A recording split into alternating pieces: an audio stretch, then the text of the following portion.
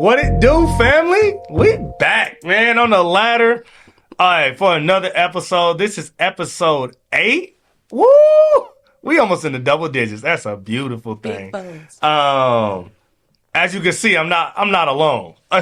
It's someone at the table with me who I could not wait to bring on. Let me introduce myself. I'm Justin Strickland, the hostess with the mostest, your favorite Crew Excellence member, man. You know what it is.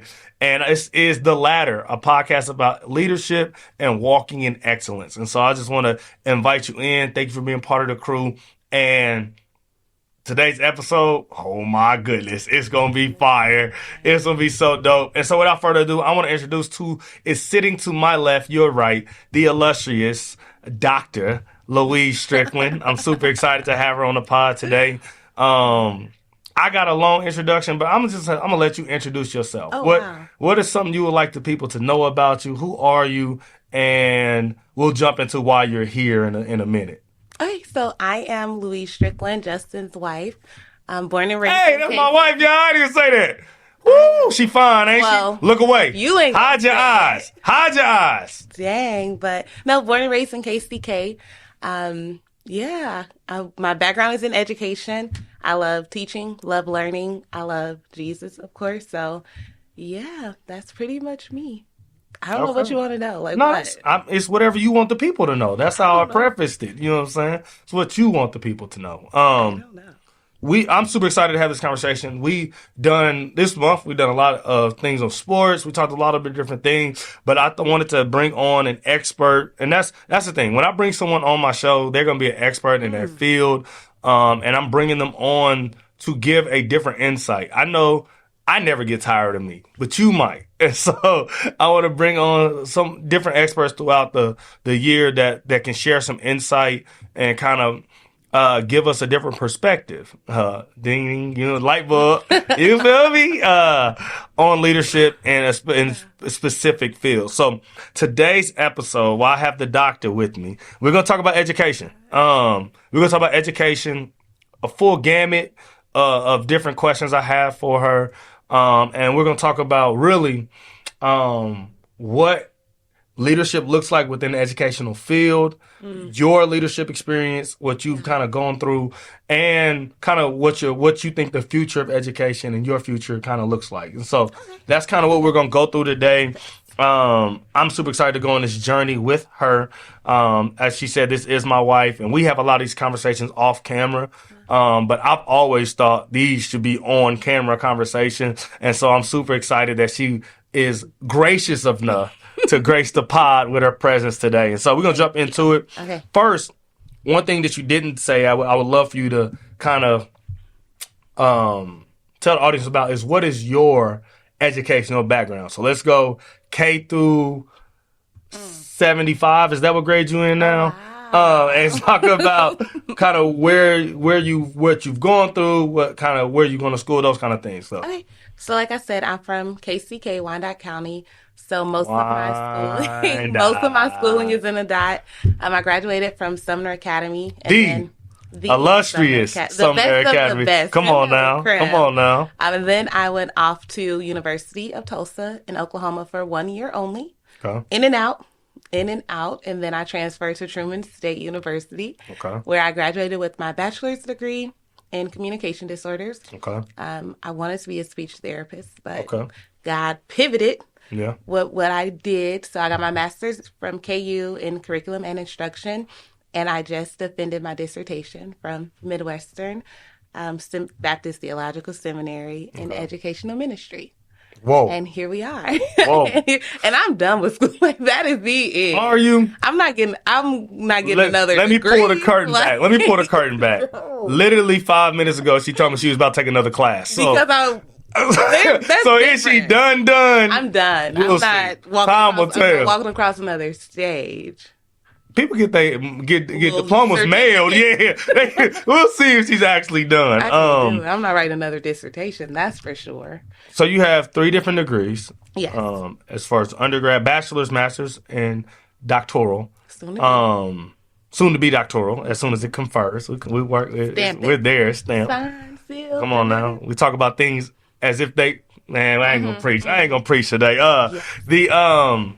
Tell me a little bit more about your communication disorders degree. So I want to kind of walk through each degree and kind of I want to build a tapestry, if you will, for the audience of your expertise. Okay. So my communication disorders degree, like I said, I got it from Truman State University with the hopes of being a speech therapist and working with autistic children and, of course, minority populations, just because they're often underserved. I don't know if we had a speech therapist in any of the schools I went to, or if they were just pop in, come in, in and out. But I know that students or people need those services. Yeah. So, that was that degree. And while I was at Truman completing my bachelor's degree, I was part of the McNair program, as you know. Shameless plug. Shameless plug, bro. The McNair program. I'm a McNair scholar. So while I was there through the McNair program, I started researching and learning about code switching and how the impact of African American vernacular English on success and perception of Black people or people who speak with dialects. And it piqued my interest because that's my background. I'm a Black girl from the city, so of course I speak with a dialect, or of course I speak slang sometimes. So having that academic background and then pairing it with my experiences of people automatically assuming one thing about me and then realizing oh no, she knows something.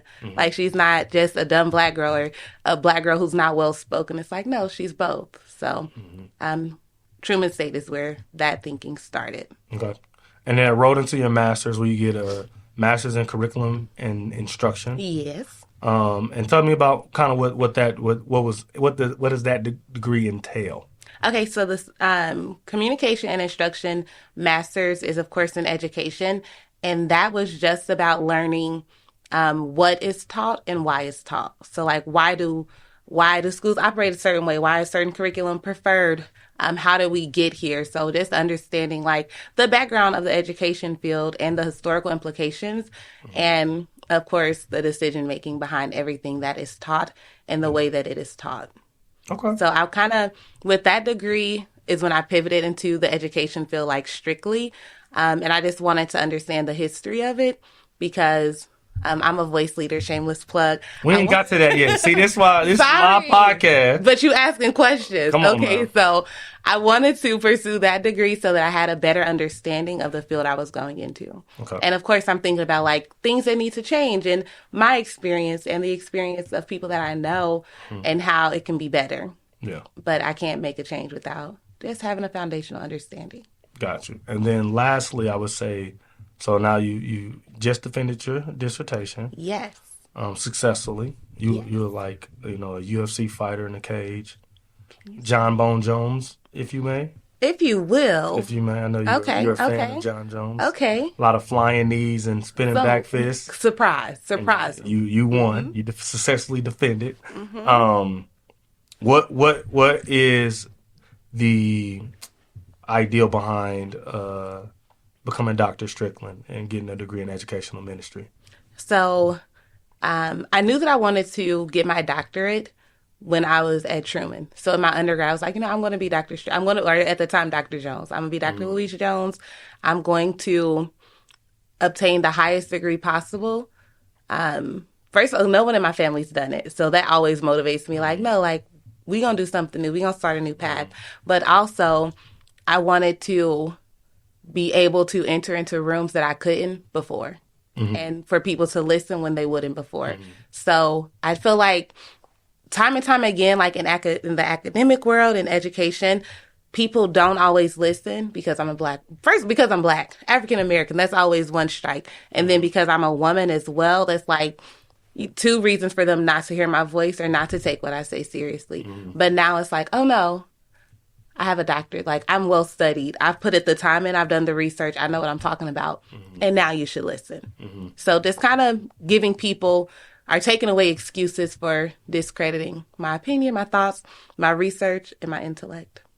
Got you. Well, that's dope. That's super dope. And so that, for me, that kind of segues into my next question is as you look into current education systems, the way they're set up, public school, private school. Specifically, I'll start with K through 12. Okay.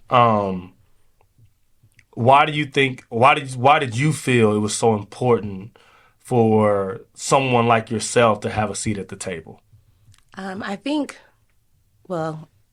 I'm amazing. Like, I realized, like, Louise, you put the work in, girl. Don't be bashful. Like, you know your stuff.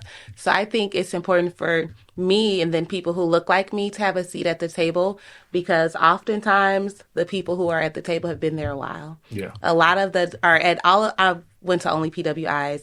So a lot of the decision makers and a lot of the leadership and people at those tables are white men. Yeah. And for the record, PWI is a predominantly white institution. Yes, so I went to all of that's a term we use for colleges that historically have serviced majority white students.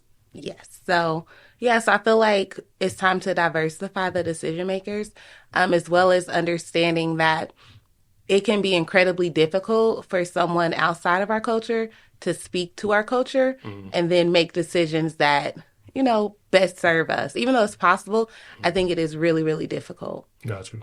So, yeah, just to represent us and people who look like me. Got you. No, I agree with you. I think representation is huge. I'll never forget when my niece figured out that you did not have to be black to be president. Yeah. Like, when she started recognizing life, like Barack Obama, she was born in 2008. And so her whole young life, all she knew was Barack Obama being president. Yeah. And then we got a new president, and she was like, wait a minute. You can be white and be president? And so I agree with you. Representation does matter. That is a good point. Because if we see people that look like us in certain positions, then we can aspire to do the things that we see others do, right? For sure. So representation, exposure, those things kind of go hand in hand. Yeah. You hinted on it. I do a lot of college access stuff, helping people get ready for college. And one thing that's always been interesting to me, because I also went to PWIs, and honestly, it's not because I really wanted to, but because, in my experience, HBCUs did not communicate well with me when I was coming out of high school. Yeah. Mind you, this was 2010, so it was a while ago. I know. Hey, shut up. But it was... I just didn't get a lot of feedback. Like, I wanted to. Grambling was my dream school. Yeah. Prairie View A&M was like second on my list. So it was like those are where I really wanted to go. Yeah. And I just didn't get the traction that I wanted from them. But what happens for us is I go on a lot of college tours, and when we take our students from Kansas City to Tennessee State, to Fisk, to Grambling. Yeah. All of them immediately be like, I want to go. That's exactly where I want to be. Yeah. I want to go. You have the highest level of education. If I am a young black boy or black girl coming out of high school, can you tell me what is the difference between going to HBCU and PWI? What would you suggest? And can you help us like settle because this is a debate that kind of happens. Can you help settle this debate?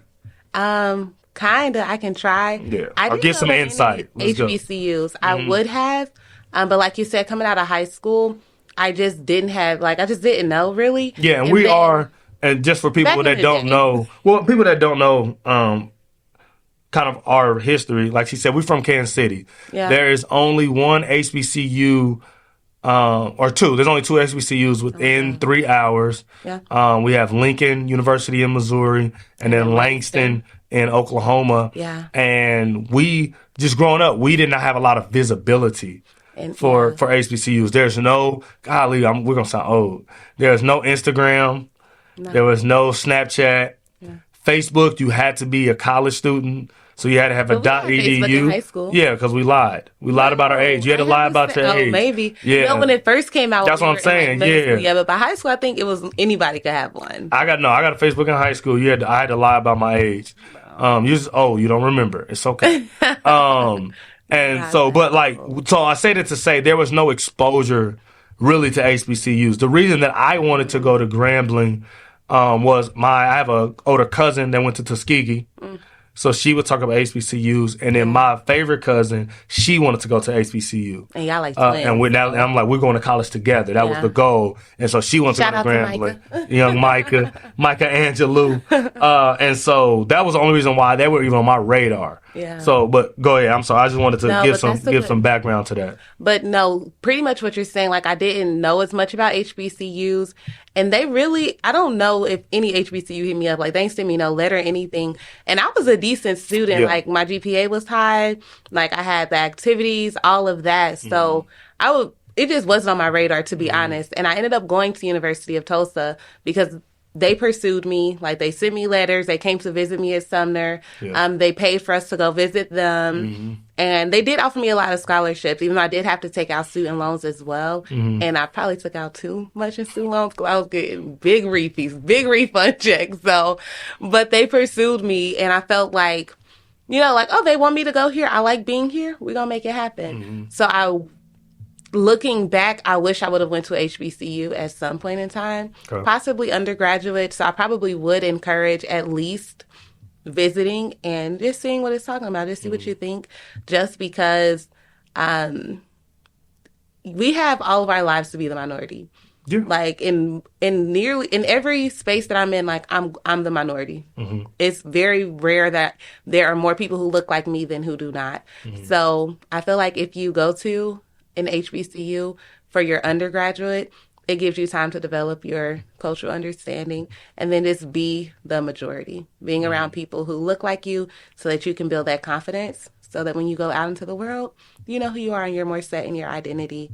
I think the tricky part about HBCUs, as I understand them, is that sometimes when people go to HBCUs, if they are a Christian, they struggle a little bit.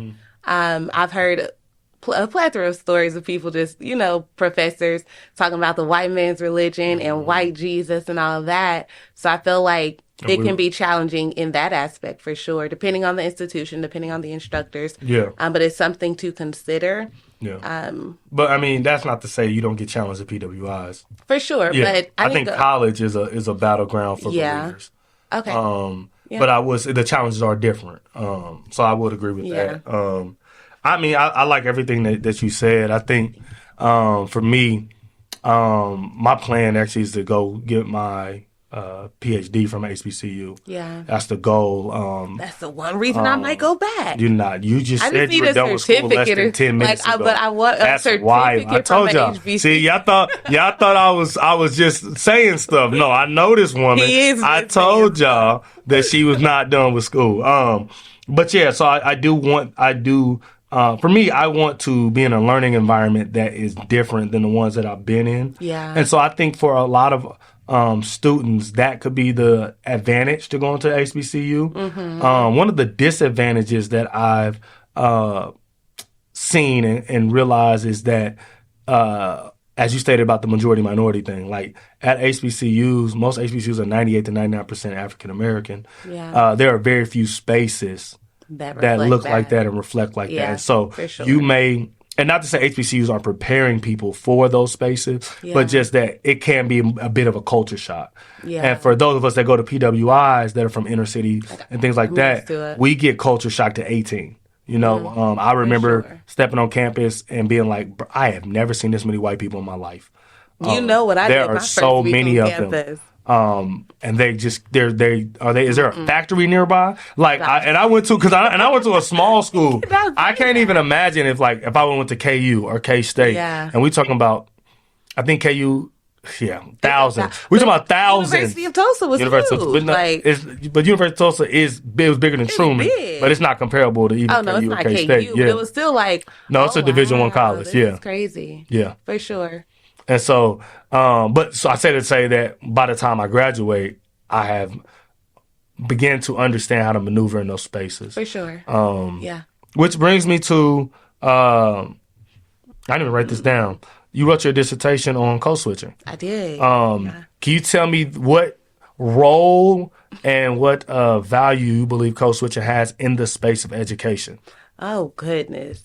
I thought I was done with No, you good. And you ain't even got to go that long because I got to make sure we rolling. So you okay, good. So what value code switching has in the space of education? I think code switching is pretty much just deciding to take on the tenets of another culture for the benefit of something, whether it's opportunity, employment, inclusion, appearance of intellect. Like, it's just like presenting yourself a different way than you normally are. Yeah. And I believe that code switching can be necessary depending on where you're interacting and who you're interacting with. Okay. So I think the benefit of it in education is being understood. Okay. It's just simply like leveling the playing field and being understood and being able to communicate in a way that someone else would understand. Not to say that, like, being your natural Black self, people don't understand, but it's just duality, like you having to operate in another culture. I say that to say I don't necessarily endorse code switching. Okay. I think that it can be detrimental, like to emotional well-being, mental well-being, as well as just psychological belongingness, like knowing where you belong, knowing which culture you should belong in, and then just communicating value. But I do think that because white culture has such a problem with accepting tenets of Black culture as equal and valuable, people, like, I understand why people code switch. So yeah, and I think one thing for me when I think about code switching, I think one, I don't code switch. That's not who I am. Who y'all see on the pod? Nigga, that's who I am every day. It's my podcast. See, I don't do no code switching. That's who I am. I've been waiting for this moment. So no, I will say this. Because that's Nate probably gonna bug that out. Just know I said what I wanted to say though. I will say this. I think there are some tenets of culture that people ascribe that aren't necessarily cultural. So, like, for example, twerking. Twerking is definitely cultural. Like, even in Africa, they have their, you know what I'm saying? Like, that's a cultural thing. We dance that way. That's cultural. That's fair. But that, we're talking about education. You just wanted to say something about twerking. I did not. I'm talking more so like broken English. Okay. Right? Like, not being able to speak properly. That's not part of African American culture. No way. What do you mean? Like people speaking, people not African American vernacular. I'm not talking about slang. I'm talking about more so people using words incorrectly. Okay. Not being able to read or those are more so educational developmental issues and not a form of code switching. So like example, like when you write an essay, you write an essay using certain language and things like that. Yeah. That's not code switching, right? Like that's using correct grammar for the source or for the assignment, right? And so I just say to say I think some people. And I say that because I work in the schools. And so I read essays where I'm like, nah, bro, this saying you can't write like this.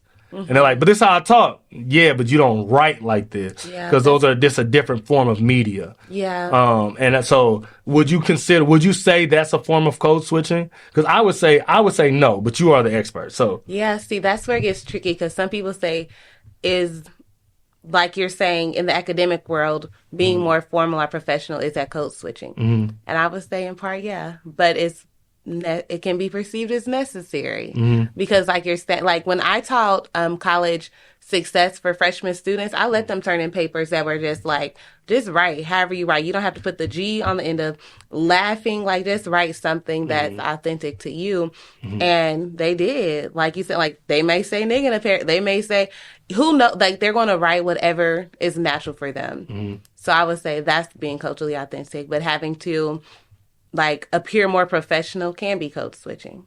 And so, which is why I'm like, you are anti code switching, but that can be a part of code switching as well because you are appearing to be more professional than you normally would, which is okay. It's appropriate. Like, you're supposed to in that environment. Yeah, and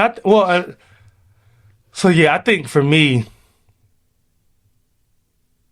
Yeah, part of my thing is like my mom's an English teacher. So she used to correct our grammar all the time. So like, right. That's who she is. I speak that way, the same way I would write. So it's not necessarily, for me, a difference, but I have I've read papers. I'm like, nah, this ain't gonna work. It's not appropriate.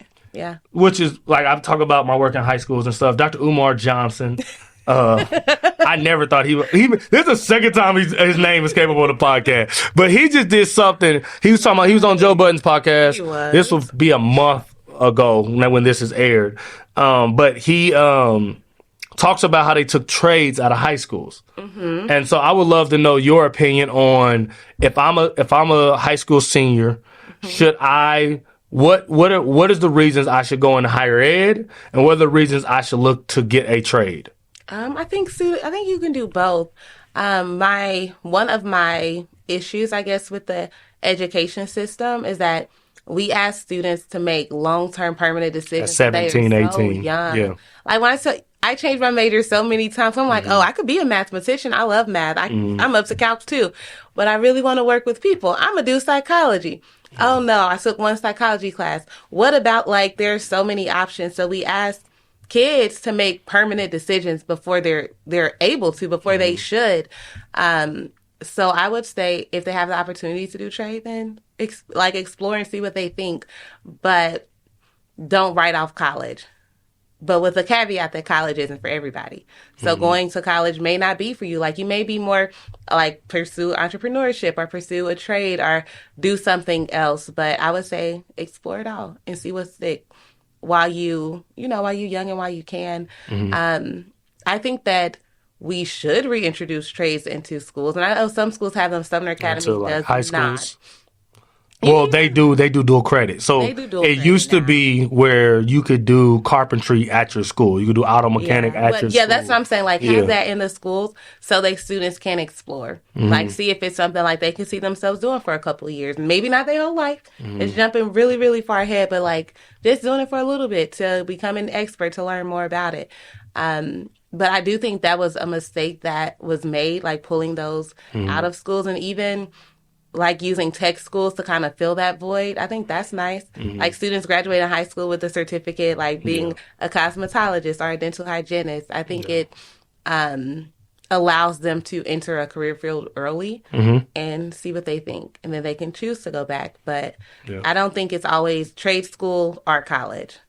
They can coexist. Yeah, I think they can. I got a little pushback for you. Come first, and if you do your trade and you I can only do this a couple years, and then you go to college when you're 22. So what? Yeah, I got a little pushback. What's up? I know you've been waiting. No, my pushback isn't on the value of both. Yeah, my pushback is on the timing. And so, yes, I think anybody can go back to college to get education. Once you figure out what you want, you 30, you can go back to school, you 40, 50, whatever. You go back to school, get whatever you want. But there is a window when college is college. And what I mean by that is when you get the full collegiate experience, no matter if that's as an HBCU, PWI, small, big, whatever school you go to, from about 18 to about 24-ish. Okay. Is when you can get a true college experience. After that, college experience, you're referring to the social. Yeah, I'm talking about late nights at the library. I'm talking about, going to parties, or if that's your thing. I'm talking about being part of clubs and organizations, interning, meeting professors, meeting people from different cultures. Yeah. College is one of the few places where you can get thousands of people from different cultures at the same place that can't go nowhere. Yeah. That got to stay by each other. They can't just drive back to the neighborhood. No, you stay in this dorm with each other. I'm going to figure out what you cook, what you wear, what music you listen to.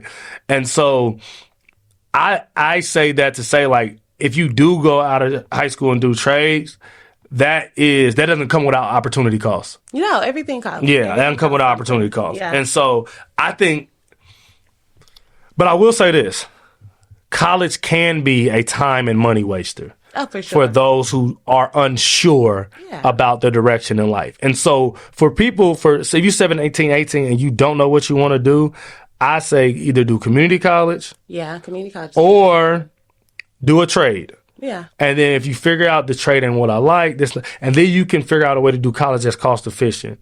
Yeah. But I always say, man, if you can get college free, go to college. Oh, for sure. Because I think it's much easier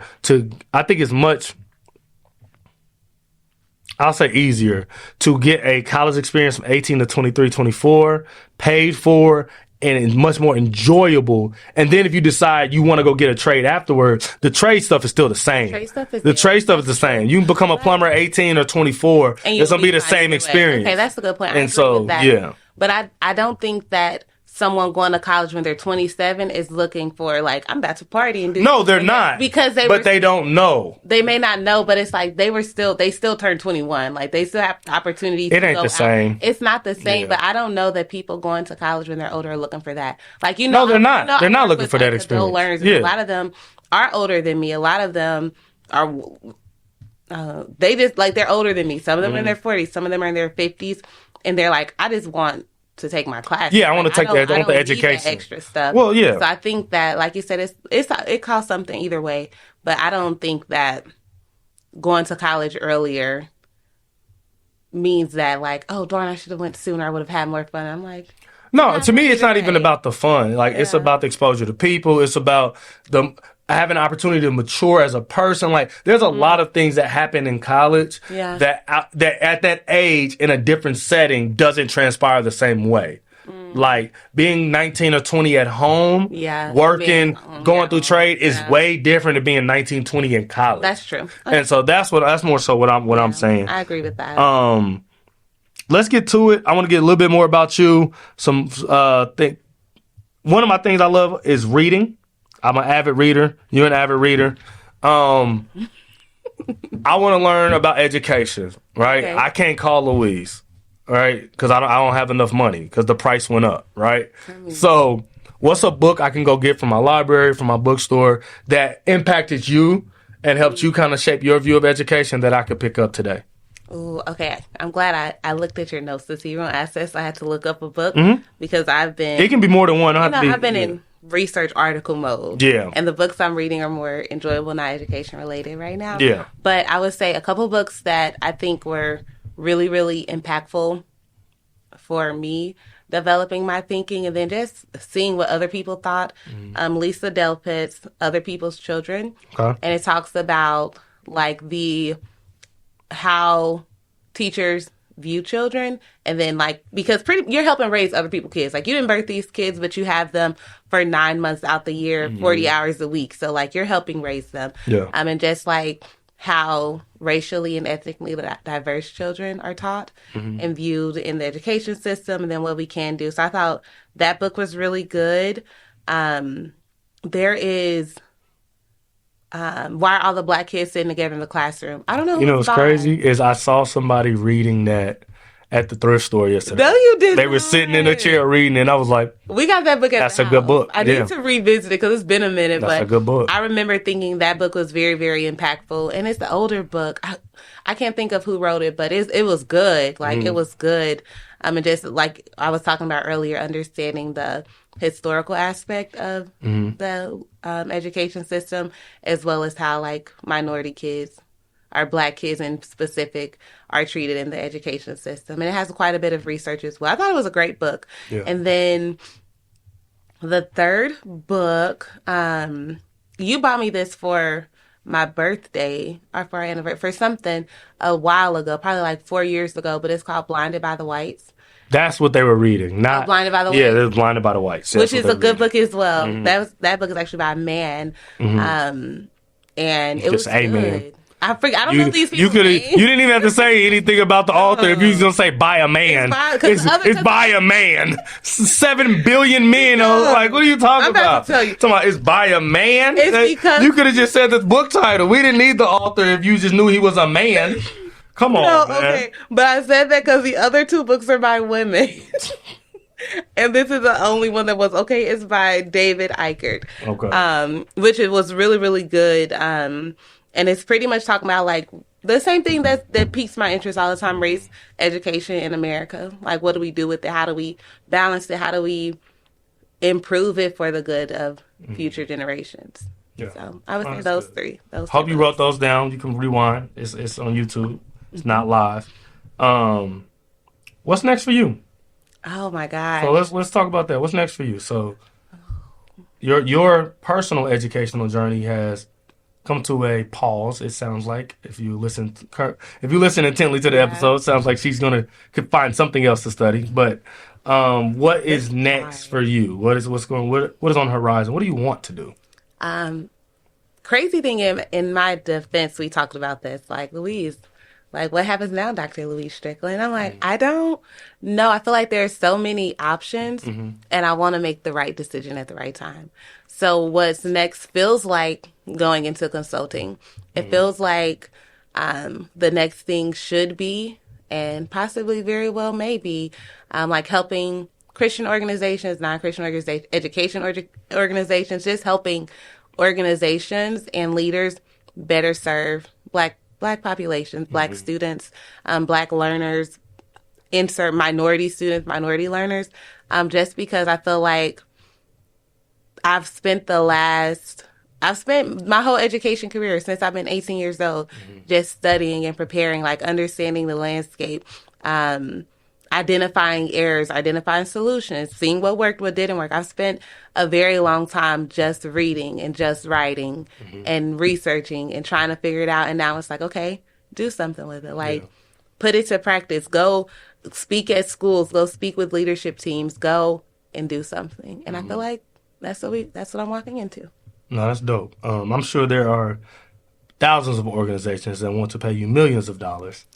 That would be so awesome. I know, so I could be a house husband. And you're not. And you're not.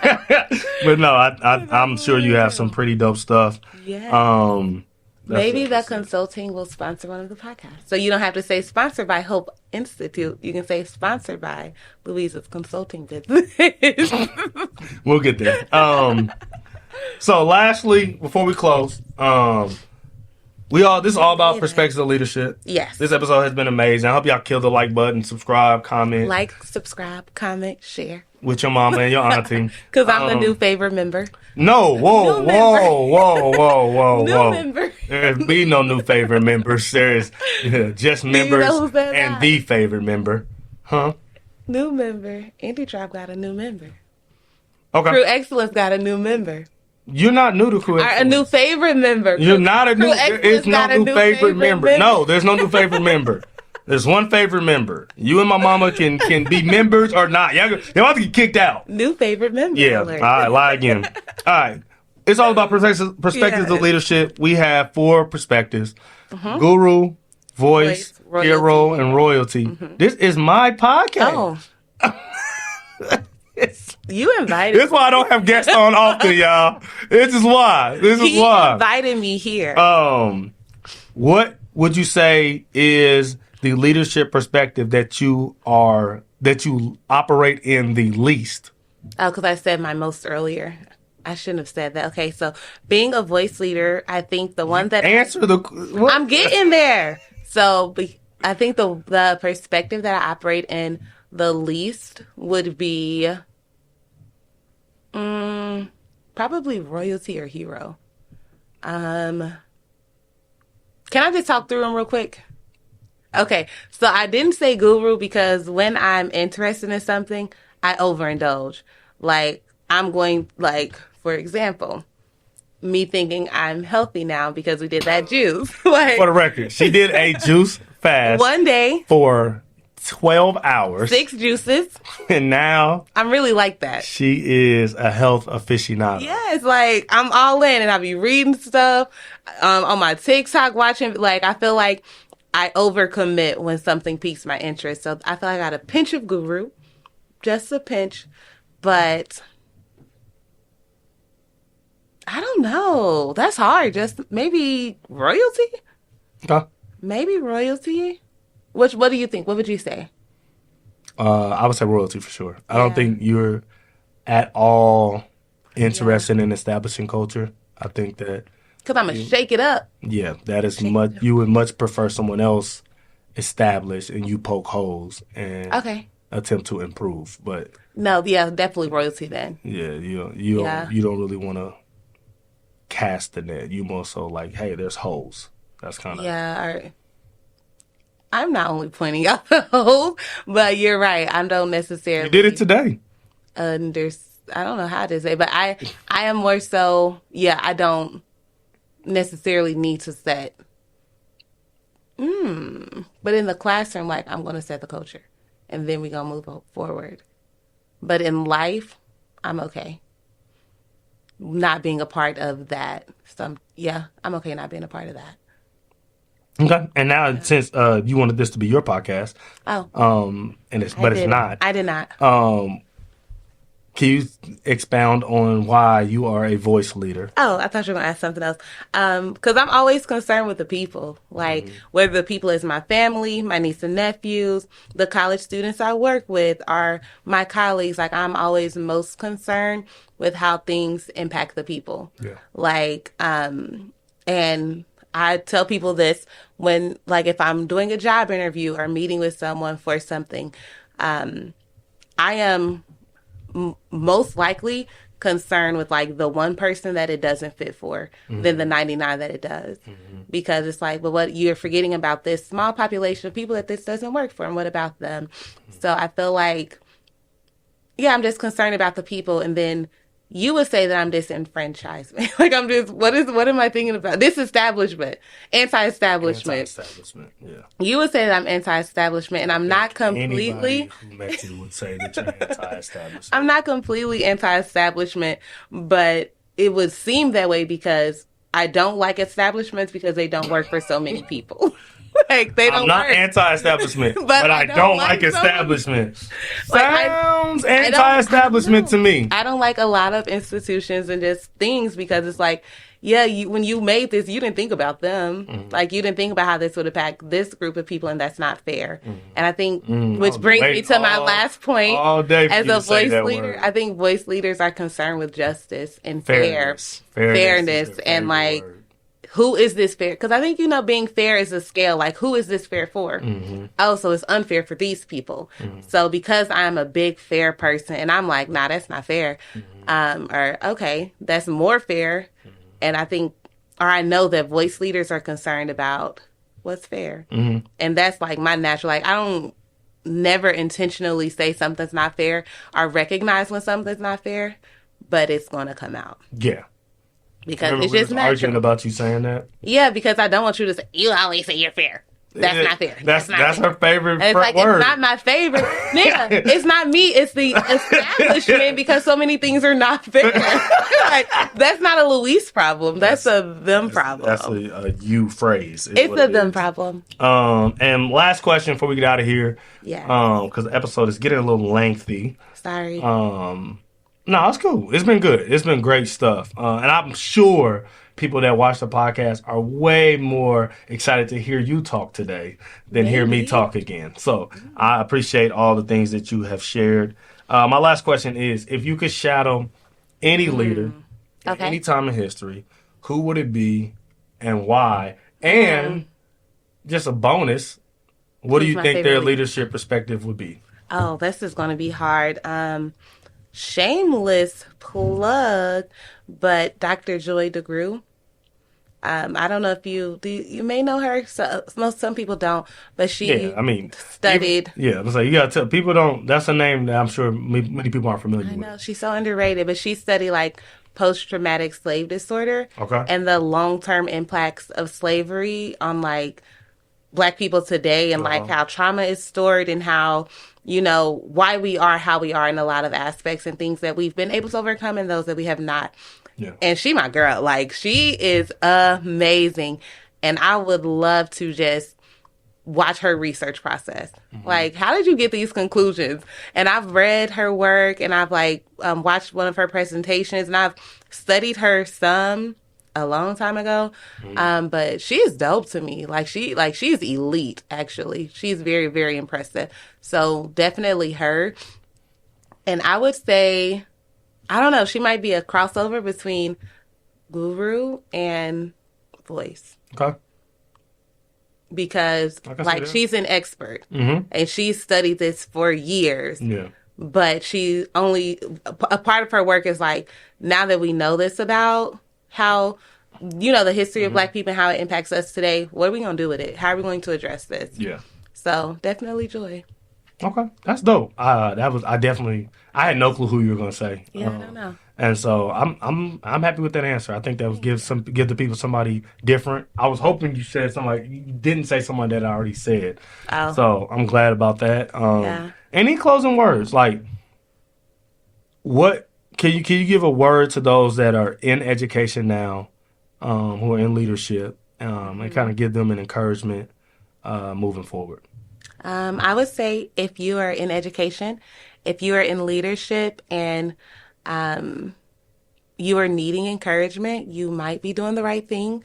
I would encourage you to find your specialty and focus on that. Even if nobody else is saying it, even if nobody else is doing it, find what wakes you up in the morning, what you're most passionate about, what you wouldn't mind doing for the next 5-10 years, and like relentlessly pursuing that. And not getting tired of it. Then also being comfortable being the only one in the room saying a certain thing.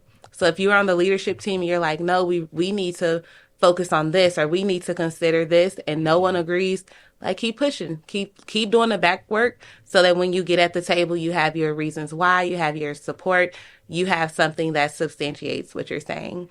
And then commit, do it. Like we need educators, we need leaders, we need people who look like me and people who don't. But most importantly, we need people who are passionate. Yeah. People who want to see the field of education improve and better serve all students. So commit to it. Commit and do it. Yeah. No, that's dope. I mean, I couldn't have said it no better. It's probably been one of my favorite episodes. I'm not going to lie. Really? Might have her back on sometime in the far and distant future. But no, I've enjoyed having this conversation with you. Thank you. I truly respect you as a leader and as an expert, and I am grateful that you were able to come and spend some time on the ladder. This will probably be my most viewed episode. You think so? People love you. People absolutely love you. Because I'm really sweet. Like, I think it's because I'm nice. Like, I'm genuinely just kind. I thought it's because people can resonate with the kindness in me. Don't say that, Justin. All right. I have a closing word. Go ahead. It's been awesome being on the podcast. Thank you for inviting me to the ladder. This has been a really great conversation. You've challenged me with a lot of your questions. And I will see you guys next week. She ain't going to be on here next week. Don't get your hopes up. Goodbye. It's Justin Strickland, your favorite Crew Excellence member. It's been another episode of The Ladder, man. I can't wait to see y'all next Friday. We will not be on the wide lens. It'll be single camera. And hey, but we'll be back, man. I love y'all, man. Thank you so much for watching. Share it with your grandma, man. I appreciate you. Tell them your new favorite member sent you. Drop in the comment. If anybody say Louise their new favorite member, I will permanently ban them from Crew Excellence. Drop it in the comments, your new favorite member.